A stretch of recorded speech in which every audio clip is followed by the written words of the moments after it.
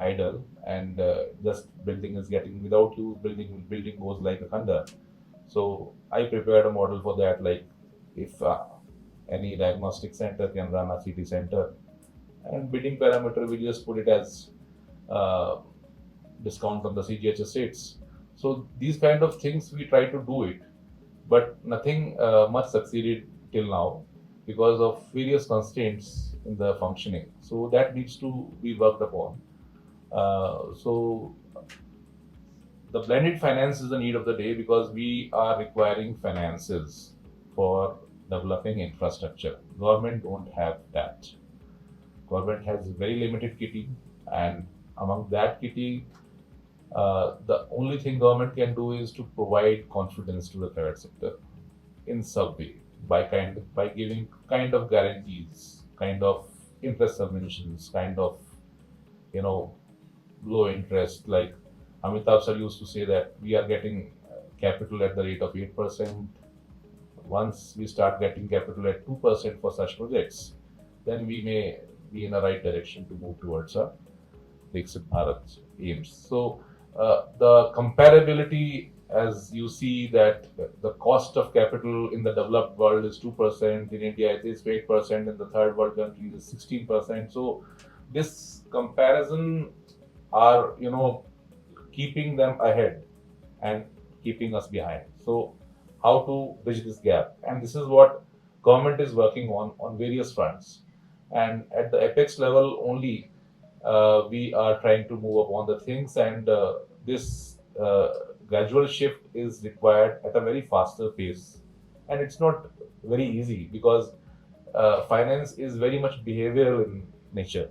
So whatever perceptions never go very easily, and they keep on coming back and back, and that's why the confidence and the trust of the private sector doesn't come very easily.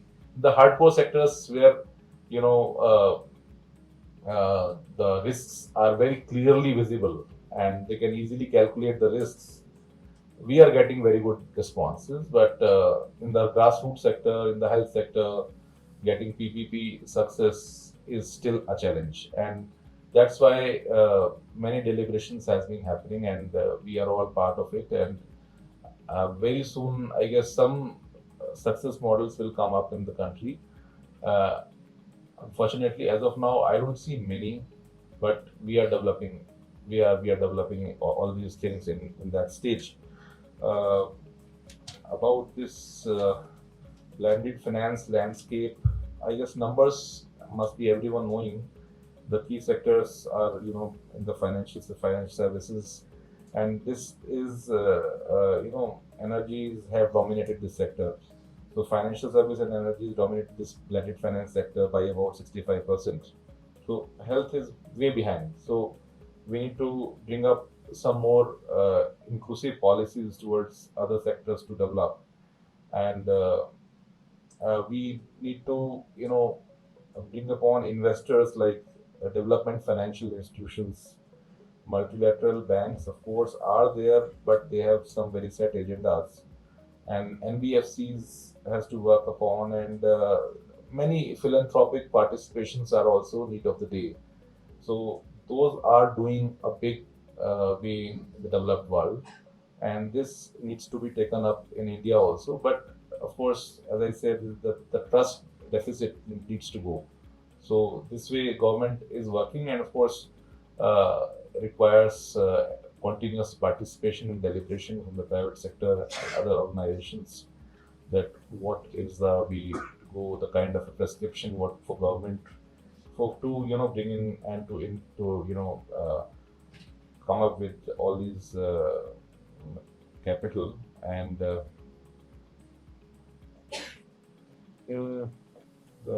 broadly because the weaknesses on this front of India is again lack of clarity around legal and regulatory aspects, as mistrust issues and limited awareness and conversation about blended finance structures. And philanthropy side, we have very less visibility, and the opportunities for them is to driving innovation and addressing market failures in impact focused sectors. And foundation capital can also provide first loss guarantees where a third party compensates. Like insurance can also be bring in as an active player for bringing in this capital and raising the capital.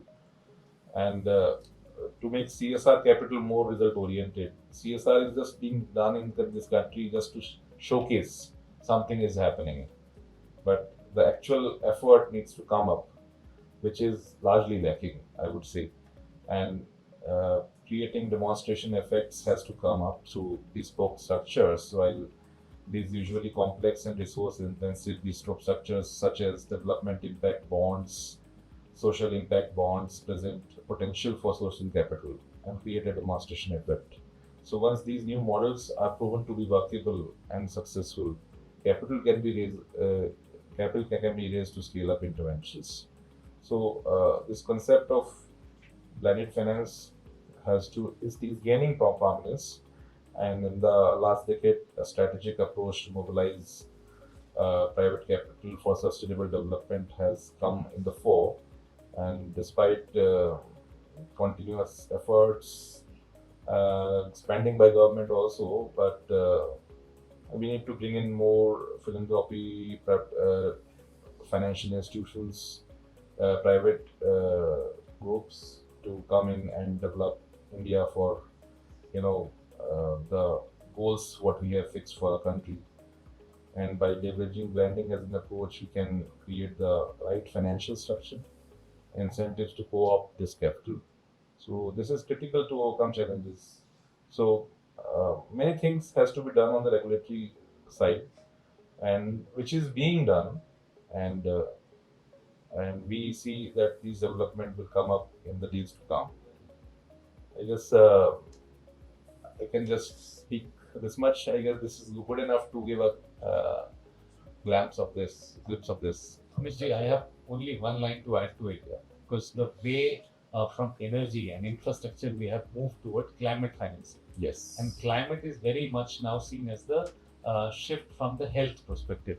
So health is next priority, which is coming from the sustainable development. So in PPP model or into blended financing, energy and infrastructure were the key, were the beginners. And now it is slowly moving to climate, environment and other things.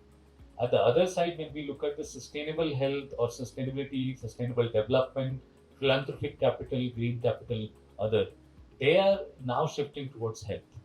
Because health is the ultimate target by the climate or by the environment we wish to achieve.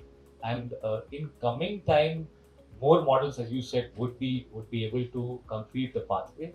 Maybe the speed is something which we need to gain. And a couple of pilots like DIISHA, which is very well augmented to bring the use, assetization and monetization of data with a limited licensing capability to private sector to come and use it in an ethical way. Today also they are using it in an unethical way from hacking and other dark web ability of healthcare data. But when on a subscription basis or on a ethical manner as decided or as instructed into private healthcare data bill, and as data strategy unit has created for this, I think we will be able to at least put up a good example how healthcare can be profitable in coming time. Current expenditure is around 2.1%. Government intent into this interim budget was very clear that they will come back with some big ticket size reforms into health to achieve and increase this 2.1% expenditure in health from maybe 3% to 5%. Yes. Thank you very much. I think all of us.